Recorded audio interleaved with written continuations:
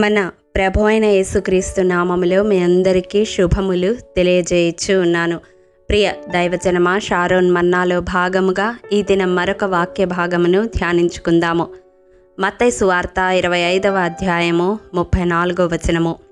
నా తండ్రి చేత ఆశీర్వదింపబడిన వారలారా, రండి, లోకము పుట్టినది మొదలుకొని మీ కొరకు సిద్ధపరచబడిన రాజ్యమును స్వతంత్రించుకొనుడి.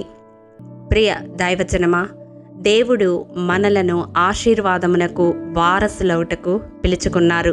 కానీ ఆ ఆశీర్వాదము భూ సంబంధమైనది కాదు. నిజమైన ఆశీర్వాదము మన కొరకు సిద్ధపరచబడిన రాజ్యమును స్వతంత్రించుకోవడమే. అందుకొరకే మనము పిలువబడినాము.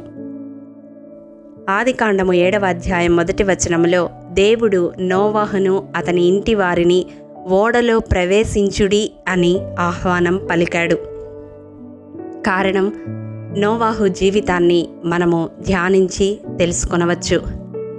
నోవాహు నీతిమంతుడై దేవుని దృష్టిలో ఉన్నాడు. అవును ప్రియ దైవజనమా, దేవుని రాజ్యమును స్వతంత్రించుకోవాలంటే నీతిమంతులముగా యేసయ్య రక్త ప్రోక్షణ క్రిందకు వచ్చి మనము తీర్చబడాలి. ఆయన కృపచేత, ఆయన అనుగ్రహించిన విమోచన ద్వారా, ఆయన మనకిచ్చిన అమూల్యమైన రక్షణ ద్వారా నీతిమంతులుగా తీర్చబడితే దేవుని రాజ్యాన్ని స్వతంత్రించుకోగలము. రెండవదిగా, నోవాహులో ఉన్న విశ్వాసము. చూడండి, హెబ్రీలకు రాసిన పత్రిక 3వ అధ్యాయం 19వ వచనములో అవిశ్వాసులు దేవుని విశ్రాంతిలో ప్రవేశించరు అని వ్రాయబడి ఉంది. నోవాహు విశ్వాసముతో అది వరకు చూడని సంగతులను నమ్మి, అసలు వర్షమంటే తెలియని స్థితిలో ఉన్న నోవాహు, దేవుడు ప్రచండ వర్షము 40 రాత్రులు 40 పగుళ్ళు కురుస్తుందని చెప్పినప్పుడు విశ్వసించాడు.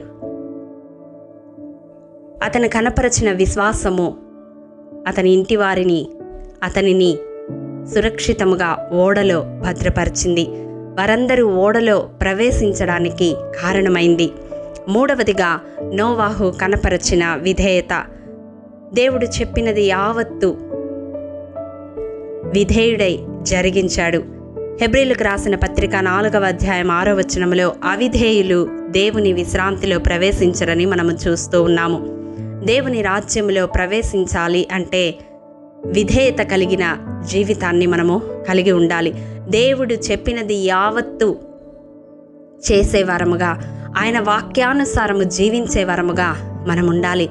ఆ దినం నోవాహు ఓడను తయారు చేస్తూ ఉన్నప్పుడు ఎంత అపహాస్యానికి గురయ్యాడో కదా, ఎంతగా అతనిని గేలి చేసి ఉంటారు కదా. అయినప్పటికీ విధేయతతో దేవుడు ఆజ్ఞాపించినవన్నీ చేసి ఆ ఓడలో ప్రవేశించడానికి అర్హుడైనాడు. చివరిగా చూసినట్లయితే దేవుని పని కొరకు ప్రయాసము, భారము కలిగి ఉన్నాడు. అవును ప్రియ దైవజనమా, ఈ లోకములో మనుష్యులు అనేకమైన ప్రయాసలు పడుతూ ఉంటారు. కానీ నిజముగా మనము ప్రయాసపడవలసినది దేవుని పని కొరకు. మనము భారము కలిగి ఉండవలసింది దేవుని రాజ్యములో ప్రవేశించుట కొరకు. తరాలు తిన్న తరగని ఆస్తి కూడబెట్టడానికి ఎంతోమంది ప్రయాసపడుతూ ఉంటారు. బిడ్డలకు క్షేమస్థితిని దయచేయాలని దేవుణ్ణి కూడా పక్కన పెట్టి ప్రయాసపడుతూ ఉంటారు. దేవుడిచ్చిన 24 గంటలు ఆరోగ్యాన్ని కూడా లెక్క చేయకుండా సంపాదించడానికి ప్రయాసపడుతూ ఉంటారు. అదే నిజమైన ఆశీర్వాదం అనే భ్రమలో జీవిస్తూ ఉంటారు. వాక్యము సెలవిస్తూ ఉంది కదా, ధనవంతులు దేవుని రాజ్యంలో ప్రవేశించుట దుర్లభము అని. ధనవంతులగుటకు అపేక్షించువారు ఆయా శోధనల్లో, ఊరిలో పడిపోతారు. అది వారిని నాశనానికి నడిపిస్తుంది అని తిమోతికి రాసిన మొదటి పత్రిక 6వ అధ్యాయం 9, 10 వచనాల్లో మనం చూస్తాము. ప్రియ దైవజనమా, మనం దేని కొరకు ప్రయాసపడుతున్నాం? మనము, మన బిడ్డలు ఆ నిత్య రాజ్యాన్ని స్వతంత్రించుకోవడానికి ప్రయాసపడుతున్నామా? నోవాహు అయితే తన ఇంటి వారి కొరకు ఓడను సిద్ధపరచుకొనడానికి ప్రయాసపడ్డాడు. తన కుటుంబమునంతటిని రక్షించుకున్నాడు. నిజమైన ఆశీర్వాదాన్ని దేవుని నుండి పొందుకున్నాడు. మరి మనల్ని కూడా దేవుడు అట్టి రీతిగా తన రాజ్యంలోనికి ఆహ్వానించాలి అంటే, దేవుని చేత ఆశీర్వదించబడిన గుంపులో మనం ఉండాలి అంటే, మన జీవితాల్లో దేవుని చేత నీతిమంతులుగా తీర్చబడి, దేవుని పట్ల విశ్వాసము కలిగి, దేవుడు చెప్పిన వాటిని చేయడానికి విధేయత చూపించి, దేవుని పని కొరకు భారము కలిగి జీవించేవారముగా ఉండాలి.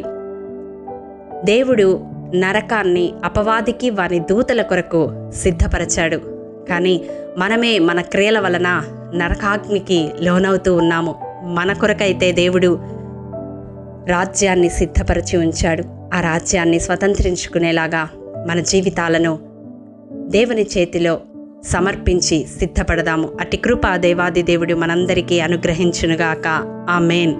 ప్రేమ నమ్మకము కలిగిన మా ప్రియ పరలోకపు తండ్రి, మీ పరిశుద్ధ పాదములకు వందనములు దేవా. విత్తబడిన వాక్యం ప్రతి హృదయంలో నూరంతలుగా ఫలింపచేయండి నాయనా. నీవు మా కొరకు సిద్ధపరిచిన రాజ్యాన్ని స్వతంత్రించుకునే కృప మాలో ప్రతి ఒక్కరికి దయచేయండి.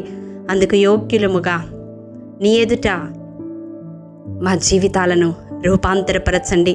నోవాహు ఏ రీతిగా తన కుటుంబాన్నంతటినీ రక్షించుకున్నాడో, అట్టి విశ్వాసమును, అట్టి విధేయతను, నీ పని పట్ల భారమును కలిగి జీవించే కృప మాలో ప్రతి ఒక్కరికి దయచేయమని, నీతిమంతులుగా మమ్మల్ని తీర్చిదిద్దమని యేసు పరిశుద్ధ నామం పేరిట అడిగి పొందుకొని నాము తండ్రి. ఆమేన్. ప్రియ దైవజనమా, అనుదినము షారోన్ మన్నా ద్వారా అడగబడుచున్న నెంబర్ ఇన్ బైబిల్ క్విజ్ ప్రశ్నలకు సమాధానములు ప్రతి నెల మొదటి వారము కామెంట్ బాక్స్లో పోస్ట్ చేయబడతాయి. కాబట్టి గమనించి మీకు తెలియని ప్రశ్నలకు సమాధానములు తెలుసుకొనగలరని ప్రభు పేరట మనవి చేయుచూ ఉన్నాము. ప్రియ దైవజనమా, ఈ దినం నెంబర్ ఇన్ బైబిల్ క్విజ్ ప్రశ్న: ప్రవక్తల శిష్యులలో 50 మంది చూచుచుండగా యోర్దానును దాటినది ఎవరు? మీ సమాధానం మాకు తెలియజేస్తారు కదూ. ప్రభు కృప మనందరికీ తోడైండునుగాక. ఆమేన్. ప్రియ దైవజనమా, ఈ దినము జన్మదినము, వివాహ దినము జరుపుకుంటున్న వారికి షారోన్ గ్రూప్ తరపున హృదయపూర్వక శుభాకాంక్షలు తెలియజేయుచూ ఉన్నాము. దేవుడు శ్రేయస్కరమైన ఆశీర్వాదములతో ఈ సంవత్సరాది నుండి సంవత్సరాంతము వరకు మిమ్ములను నింపాలని ప్రార్థిస్తూ ఉన్నాము. ఆమేన్.